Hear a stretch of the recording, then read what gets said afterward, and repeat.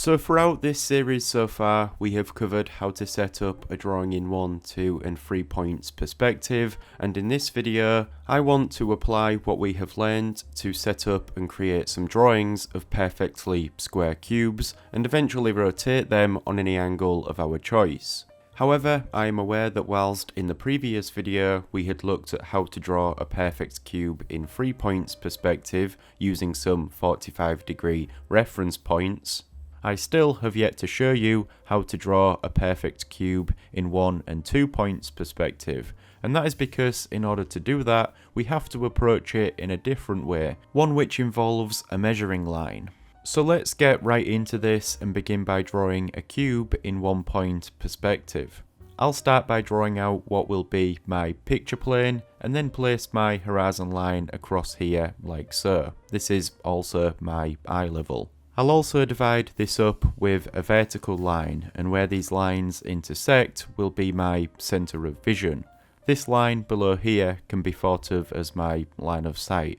Next, I'll draw in a circle which will be my cone of vision, and I'll have this cover my picture plane. Now I also need to decide on a lens to use. For these examples, let's stick to a 35mm lens with an angle of view of around 60 degrees, which is standard. Here I'll line up two lines, each at 30 degrees, until they meet the points at which my circle intersects the horizon line.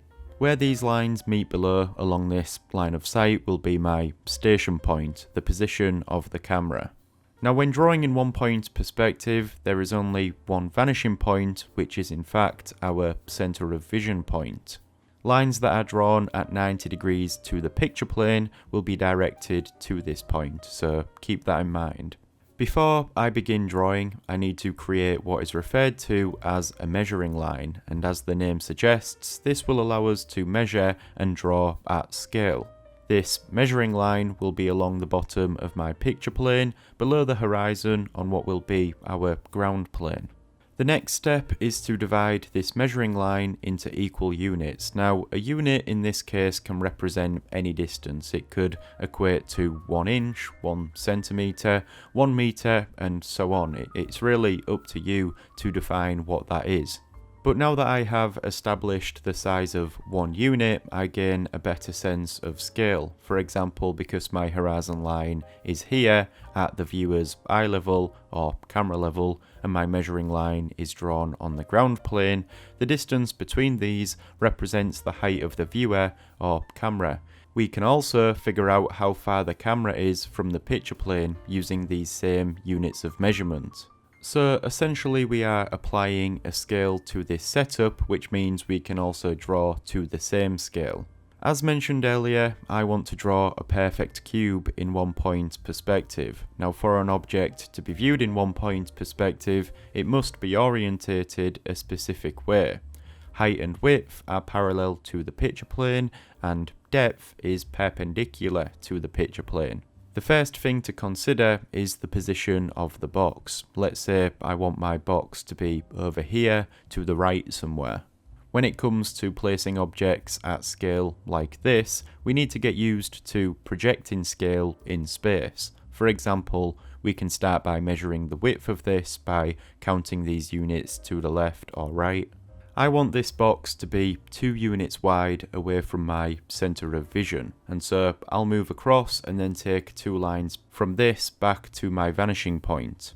Now these 2 lines are 2 units apart. If I draw a line between them, no matter how far back this recedes into the distance, it will always be 2 units wide. Let's place it here. So now we have measured the width, right, and we have what are 3 edges to the bottom plane of this box. The next step is to measure its depth, because I need to know where to draw in this back edge, and yeah, I could just make a guess, but I want to make sure that this is a perfect square box, and so I also need this to be 2 units deep. Now to do this, we introduce a 45-degree reference point, and this is something you should be familiar with if you have watched my previous videos. These reference points can be found by projecting some lines from the station point at 45 degrees to the horizon line. Now, these are very useful because they allow us to measure what are foreshortened lines in perspective. The angle between the diagonal opposite corners of a square is 45 degrees. So for example, if I take a line from this corner of this square plane and extend it back to this 45-degree reference point, this would intersect these converging lines, and this is the point at which I can then draw in that edge at the back. Now I have a square plane that is 2 units wide and 2 units deep. The next step is to extrude this up 2 units high, but before I do that, let's just rewind back a little. If for example we didn't want to draw a perfect square and instead I wanted this to be, let's say, 3 units deep, then this would involve projecting that distance back from this measuring line. So measuring height is the same as measuring width, except we need a vertical measuring line that we can use to project that same distance back. I can measure 2 units up like so, and from this point project a line back to my vanishing point. From the corner of this square I can extend a line up, and at this point there is enough information here that allows me to draw in the rest of this, extending up more lines and bringing them across. Now I have a perfect square cube drawn to scale. We can also scale a set distance around a space like this in perspective by finding more reference points on the horizon line.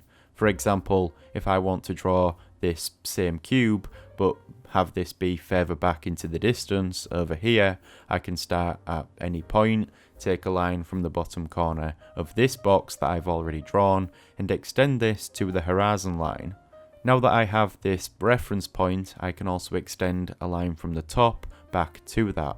And so now I've scaled back that same height from this box, and I can scale from my measuring line or an already established object. Here I'll continue to scale the width of this and finish constructing this box. So that is how to draw a perfect cube or any box to scale in 1 point perspective. In the next video, we'll look at how to do this in 2 points perspective. If you are enjoying this series, then be sure to check out the Patreon page where I upload additional content such as tutorials and what I refer to as study documents. These are essentially tutorials on paper. Anyways, thanks for watching and I'll see you in the next one.